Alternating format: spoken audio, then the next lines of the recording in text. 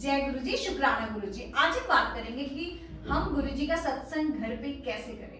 तो संगत जी, ये वीडियो सभी लोगों के लिए जो फर्स्ट टाइम गुरु जी का सत्संग कर रहे हैं। तो जब भी हम गुरु जी के साथ जुड़ते हैं और हमें सत्संग करने का मन होता है तो हम बहुत परेशान होते हैं कि गुरु जी के सत्संग के लिए हमें किन किन चीजों को फॉलो करना चाहिए, किन किन चीजों को अवॉइड करना चाहिए। तो संगत जी, जब भी हम गुरु जी का सत्संग हम कोशिश करते हैं तो पहली बात तो हमें ये समझना चाहिए कि अगर आप सोच रहे हो गुरु जी का सत्संग करने के लिए, इट मीन्स हमारे मालिक आपको अलाउ कर रहे हैं कि वो आपके घर में आना चाहते हैं और सत्संग कराना चाहते हैं। तो कभी भी आप अपनी मर्जी से, जब तक हमारे गुरु जी की इच्छा ना हो, तब तक आप अपने घर में गुरु जी का सत्संग नहीं करा सकते।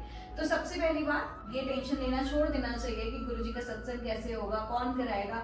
मालिक खुद ब खुद अपनी सारी चीजें ऑर्गेनाइज करते हैं। सब कुछ प्री डिसाइडेड रहता है कि आपका सत्संग कैसे कैसे होगा, गुरु जी किस तरीके से आपके घर में विराजमान होंगे।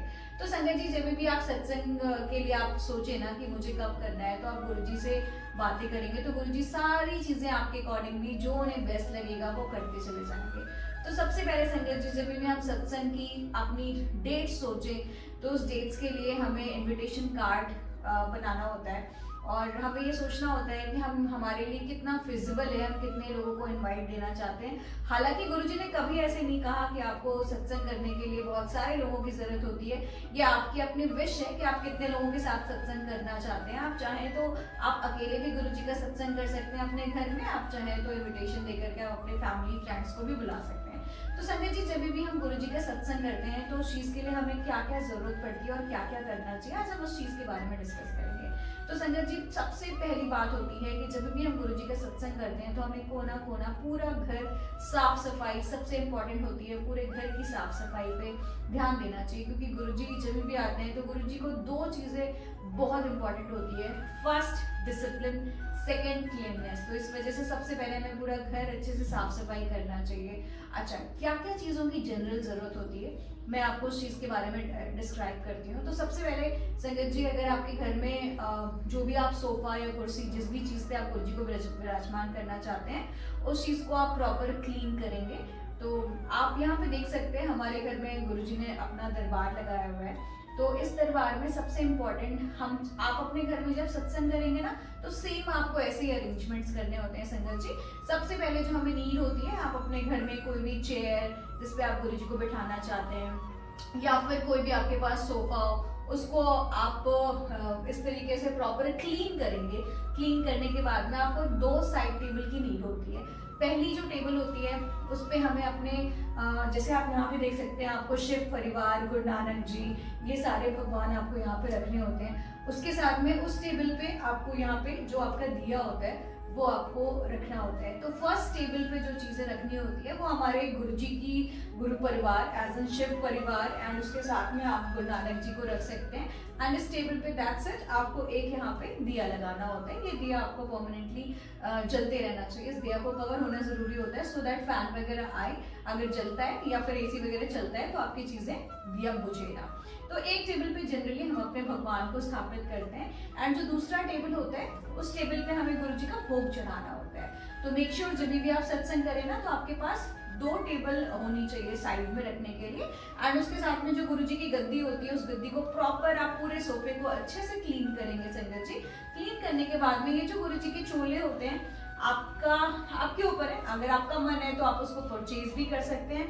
अदरवाइज संगत जी, आप चोले को एज अ सेवा भी, आप जो भी गुरु संगत होती है वो एज अ सेवा भी आप उनसे ले सकते हैं। जरूरी नहीं है कि आपको गुरु जी का चोला खरीदना ही है। तो आप किसी भी गुरु संगत से बात करेंगे तो डेफिनेटली गुरु जी को सब कुछ डिसाइडेड होता है कि उन्हें कौन सा चोला पहनना है। तो सारी चीजें गुरु जी खुद ऑर्गेनाइज करते हैं। गुरु जी आपको खुद थॉट देंगे कि एग्जैक्टली किस कलर का चोला आएगा, क्या आएगा, वो खुद ही डिसाइड करते हैं। वो गुरु जी खुद आपको इंडिकेशंस देते चले जाएंगे कि कहाँ कहाँ से चीजें ऑर्गेनाइज होनी है। तो कहने का मतलब है संगत जी, जरूरी नहीं है कि हमें चोला खरीदना ही हो, हम सेवा में भी मांग सकते हैं। तो गुरु जी खुद ही आपको इंडिकेशंस दिखाएंगे। तो जो गुरु जी के चोले होते हैं वो आपने इस तरीके से पहनाना है। गुरु जी का जो स्वरूप होता है वो संगत जी कभी भी गद्दी पे नहीं रखना चाहिए, क्योंकि अगर आप गुरु जी को बुला रहे हो तो अगर आप पीछे गद्दी पे गुरु जी को रख दोगे तो एग्जैक्टली फिर गुरु जी बैठेंगे कहाँ, ये हमारा अपना थॉट प्रोसेस होता है। क्योंकि मैंने बहुत सारी संगत के यहाँ देखा तो मुझे अंदर से यही फील आता था कि गुरु जी फिर हमारे बैठेंगे कहाँ। तो ये संगत जी अपनी अपनी थॉट प्रोसेस है, तो मुझे ऐसा लगता है कि जो गुरुजी का स्वरूप होता है ना, उसको हमें हमेशा साइड टेबल पे रखना चाहिए। एंड इस टेबल पे हमारा जो पहली टेबल होती है उस पे हम सारा भोग वगैरह लगाते हैं। एंड पीछे यहाँ पे गुरुजी की, इसके नीचे हम यहाँ पे कोई छोटी चौकी लगा सकते हैं। उस छोटी चौकी पे हम गुरुजी के जूते एंड गुरुजी का चरण स्वरूप, अगर सपोज संगत जी अगर आपके पास गुरुजी का ये जूतियां नहीं है तो चरण स्वरूप भी चलेगा। और हमें जनरली जब हम सत्संग करते हैं संगत जी, तो 2 मालाओं की जरूरत होती है। एक माला जो बेसिकली हम चरण पे चढ़ाते हैं, एंड जो दूसरी माला होती है वो हम अपने यहाँ पे शिव परिवार पे चढ़ाते हैं। और बाकी आपकी मर्जी है संगत जी कि आप किस तरीके से गुरुजी को वेलकम करना चाहते हैं। तो आप पूरी तरीके से आप रंगोली वगैरह आप बना सकते हैं। That is totally up to you कि आप गुरुजी का वेलकम कैसे करना चाहते हैं। तो आप बेसिकली गुरुजी के चरण के नीचे आप यहाँ पे पूरी रंगोली बना सकते हैं।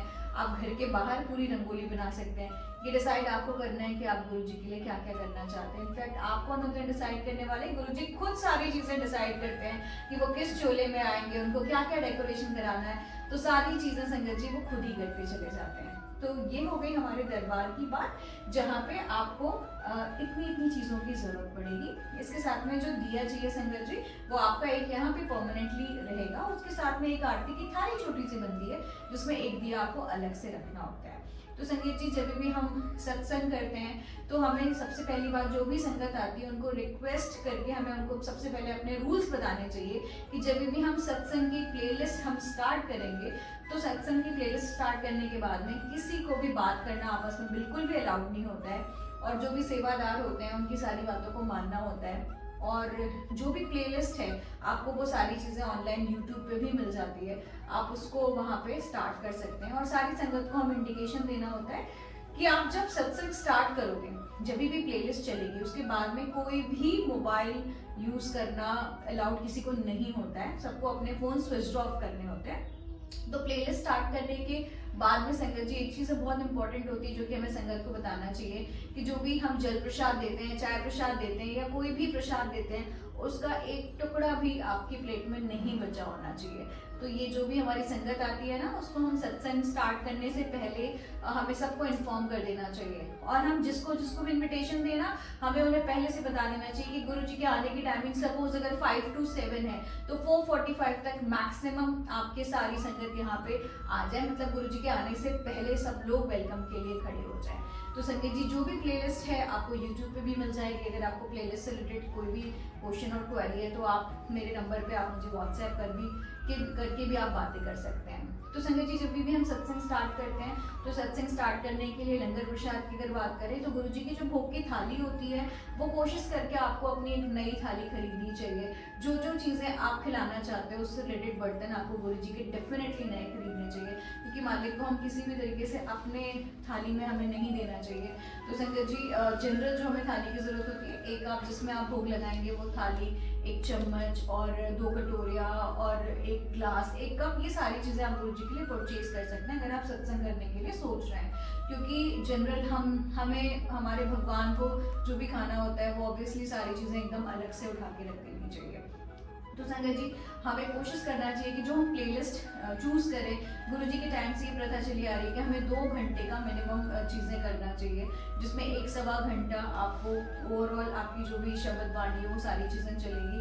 उसमें हमें कोशिश करना चाहिए कि जब भी हम ये सब सारी चीज़ें करें ना, तो मतलब हमारा जो सिटिंग अरेंजमेंट में हो वो एग्जैक्टली इस टाइप से हो कि एक संगत से दूसरी संगत में सिटिंग अरेंजमेंट इतना हो कि लोग आराम से बैठ सकें और कोई प्रॉब्लम ना आए। क्योंकि जब आप सिमरन में रहो तो आपको कोई तीसरा किसी भी तरीके से टच वगैरह ना हो, एज एन मतलब आप डिस्टर्ब ना हो, राइट। तो थोड़ा सिटिंग अरेंजमेंट हमें उस हिसाब से प्रॉपर करना चाहिए।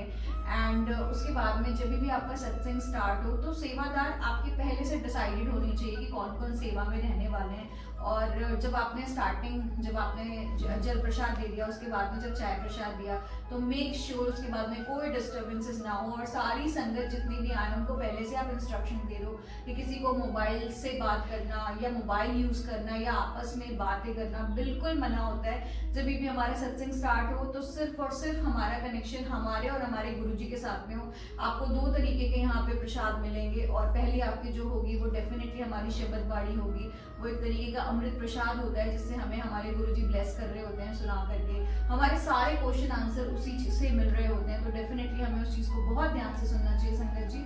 दूसरी बात, जो भी हमारा प्रसाद होता है उसको बहुत चाव से और बहुत प्यार से मालिक का शुक्राना करते हुए हमें खाना चाहिए। तो ये इंडिकेशन संगत जी, जब भी हम सत्संग करें ना तो पहले से हम सारी संगत को इन्फॉर्म कर दें कि ये चीजें हमें फॉलो करनी है और करवानी है। मतलब आपस में एक दूसरे में कोई भी कॉन्टैक्ट्स नहीं होना चाहिए। जब आप गुरुजी के साथ सत्संग में बैठे तो सिर्फ और सिर्फ आप और आपके गुरुजी से ही कनेक्शन होना चाहिए। किसी तीसरे के बारे में आपको नहीं सोचना है कि वो क्या कर रहा है, उसने क्या कपड़े पहने, ये सारी चीजें बिल्कुल भी भुला देना चाहिए। तो जब भी आपका सत्संग स्टार्ट हो तो आप गुरुजी के साथ में बैठे, अपनी सारी चीजें सुने और वहाँ के प्रसाद को अच्छे से जो भी भोग लग रहा है वो सारी चीजें संगत जी। सबसे इम्पोर्टेंट एक चीज है जो मैं बताना चाहूंगी, जैसे सपोज जब भी हम गुरुजी का भोग चढ़ाते हैं ना तो होता क्या है कि कभी भी गुरुजी के लंगर प्रसाद जो हम चढ़ाते हैं उसको हम गर्म नहीं कर सकते। गर्म करना बिल्कुल भी अलाउ नहीं होता है। तो अगर सपोज हमने एक साथ बहुत ज्यादा खाना बना लिया और संगत किसी रीजन से कम आई हुई है तो उस केस में हमें जो गुरुजी का प्रसाद होता है ना उसको हमें बिल्कुल अलग रखना चाहिए और आप सबकी थाली में थोड़ा थोड़ा मिला सकते हैं गुरुजी का प्रसाद। बट चूंकि आप गर्म नहीं कर सकते गुरुजी को के प्रसाद को, तो डेफिनेटली उसको अलग करके और फिर उस हिसाब से संगत की थाली में आप मिक्स कर सकते हैं। तो संगत जी, अगर मैं लंगर प्रसाद की बात करूं तो डेफिनेटली हमारे गुरुजी ने बहुत ही सिंपल चीजें रखी हुई हैं और हमें किसी भी तरीके के शो ऑफ में नहीं पड़ना चाहिए और उतनी ही चीजों को फॉलो करना चाहिए। तो सबसे पहले मैं स्टार्टिंग से अगर बात करूं तो गुरुजी का आपको बेसिक जो सबसे इम्पोर्टेंट है दैट इज चाय प्रसाद। वो चाय प्रसाद हमें बनानी चाहिए। उसके साथ में गुरुजी ने ऐसा कोई स्नैक्स का अपने टाइम में कभी उन्होंने समोसे ये सब चीजें नहीं कराई संगत जी। तो हम सिंपल जल प्रसाद, चाय प्रसाद रख सकते हैं। उसके साथ में जो भी हमारे लंगर प्रसाद की थाली होती है उसमें आप एक दाल, एक आप उसमें सूखी सब्जी, आपको चटनी, उसके साथ में सैलेड एंड आपको फुलके एंड उसके साथ में आपकी मर्जी आप जो भी आप कड़ा प्रसाद तो डेफिनेटली बहुत इंपॉर्टेंट होता है जो कि हमें फर्स्ट पहले ही चढ़ा देना चाहिए कड़ा प्रसाद। तो आप कड़ा प्रसाद रख सकते हैं। उसके साथ में अगर आपकी कोई इच्छा हो तो आप मिठाई प्रसाद कोई भी रख सकते हैं। तो संगत जी, बस इतनी ही चीजें होती हैं जो लंगर प्रसाद में आपके लिए जरूरी होती हैं। इससे ज्यादा आपको कुछ भी आपकी मर्जी आप करना चाहें। बट अगर मैं गुरुजी के हिसाब से बात करूं तो डेफिनेटली गुरुजी ने बहुत ही सिंपल हमारा सिस्टम रखा हुआ है और डेफिनेटली हमें वही चीजें फॉलो करना चाहिए जो हमारे गुरुजी हमें बता के गए हुए हैं। तो संगत जी, ये सारी चीजें हैं। जब भी हम सत्संग करें तो इन सब चीजों को ध्यान दें। और संगत जी, जब भी हम जो भी रंगोली वगैरह बनाते हैं, जो भी हम फ्लावर्स वगैरह रखते हैं, उसको डेफिनेटली हमें नेक्स्ट डे आप, क्योंकि अगर सपोज अगर आज आपने 5 to 7 अपना टाइमिंग रखा है इवनिंग का, आपके घर में सत्संग हो रहा है, तो उस दिन तो सेम डे हम गुरुजी की गद्दी को वहीं पे रहने देते हैं और हमें कोशिश करना चाहिए कि मालिक हमारे पास हमारी गद्दी में विराजमान है तो उसी कमरे में हमें सोना चाहिए। तो संगत जी, सेम डे में जब भी जो भी हमने सपोज जो भी लंगर प्रसाद चढ़ाया उसके रात में आप जो भी खाएंगे पिएंगे सब कुछ आपको ध्यान देना है कि गुरुजी हैं हमारे पास में। तो सेम डे में हम उनको भोग लगाते रहेंगे। उसके बाद नेक्स्ट डे फिर जब हम यहाँ से गुरुजी की गद्दी को जब हम बढ़ाते हैं ना संगत जी, तो हमें प्रॉपर गुरुजी को बोल करके कि अब आपको हमारे साथ रहना है और बढ़ाने से पहले हमें उनको प्रॉपर अरदास करके और सारी चीज़ें उनको जो भी उनके फूल वगैरह होंगे उन सारे फूल को आपको किसी भी आप किसी कुएं में या फिर आप पेड़ के नीचे वगैरह विसर्जन कर सकते हैं। सत्संग का एक सबसे इम्पोर्टेंट रूल ये होता है संगत जी कि जब भी आप 2 घंटे की प्लेलिस्ट चलाए ना, उसके बाद में जब वो चीजें ओवर होती है ना तो सत्संग शेयरिंग सबसे इम्पोर्टेंट प्रोसेस होती है जिसमें आप गुरुजी के टाइम से चीजें चली आ रही है कि जो सत्संग होता है ना वो बहुत ही शॉर्ट में होना चाहिए। आपकी जो इम्पोर्टेंट जो गुरुजी ने आपको ब्लेसिंग्स दी आपको वो सारी चीजें बताना चाहिए बट शॉर्ट में होना चाहिए। तो कोशिश करना चाहिए कि मैक्सिमम लोग अपनी चीजें अपनी हमारे गुरु की जो भी बढ़ियाई होती है वो सत्संग में जरूर शेयर करें। तो सत्संग शेयरिंग बहुत इंपॉर्टेंट होता है संगत जी। जब भी हमारा सत्संग फिनिश होता है तो जिनके घर में भी सत्संग होता है सबसे पहले उनसे हमें शुक्राना कराना चाहिए गुरु जी का, और शुक्राना कराने के बाद में फिर डेफिनेटली हमें सत्संग शेयरिंग ज़रूर से करना चाहिए। और उस बीच में हमें एक चीज़ का बहुत इंपॉर्टेंट है जो ध्यान देना चाहिए कि जब भी हम सत्संग शेयरिंग करें ना, तो उस बीच में कोई भी शोर नहीं होना चाहिए, पिन ड्रॉप साइलेंस होना चाहिए। जब से आपके घर में सत्संग स्टार्ट होगा टिल द एंडिंग आपके घर में पिन ड्रॉप साइलेंस होना चाहिए। जो भी लंगर प्रसाद वगैरह है वो सब कुछ सत्संग के पहले बन जाना चाहिए। ऐसा नहीं होना चाहिए संगत जी कि अगर आपका 5 to 7 है तो आप बीच में खड़े होकर के लंगर बनवा रहे हैं, नहीं, वो सारी प्रिपरेशन आपका पहले ही हो जाना चाहिए। तो संगत जी जब भी हम सत्संग शेयरिंग करते हैं ना, उस बीच में हमारा लंगर प्रसाद नहीं सर्व होना चाहिए। गुरु जी के टाइम से ये प्रथा चली आ रही है कि सत्संग जब भी हम सुनाते हैं ना, तो सत्संग सुनाने से भी गुरु जी हमें ब्लेस करते हैं, और जो सुन रहा होता है जो बोल रहा होता है दोनों को ब्लेसिंग्स मिलती है। तो इस वजह से संगत जी इन सारे रूल्स को हमें डेफिनेटली फॉलो करना चाहिए कि जब भी हम सत्संग सुनाएं तो उस समय पिन ड्रॉप साइलेंस रहे, सारी संगत को उनका सत्संग सुनना चाहिए। तो इस तरीके से हम गुरु जी का सत्संग अपने घर में ऑर्गेनाइज करते हैं संगत जी। और इससे रिलेटेड अगर आपको कोई भी कभी आपको ऐसा लगता है कि आप सत्संग कराना चाहते हैं और कहीं आपको कोई प्रॉब्लम हो रही है, तो डेफिनेटली आप मेरे कॉन्टैक्ट नंबर्स पे आप मुझसे बातें कर सकते हैं संगत जी, आप पूछ सकते हैं। और किसी भी तरीके की ब्लेसिंग्स को पाने के लिए भी आप मुझे कॉन्टैक्ट कर सकते हैं। जय गुरु जी, शुक्राना।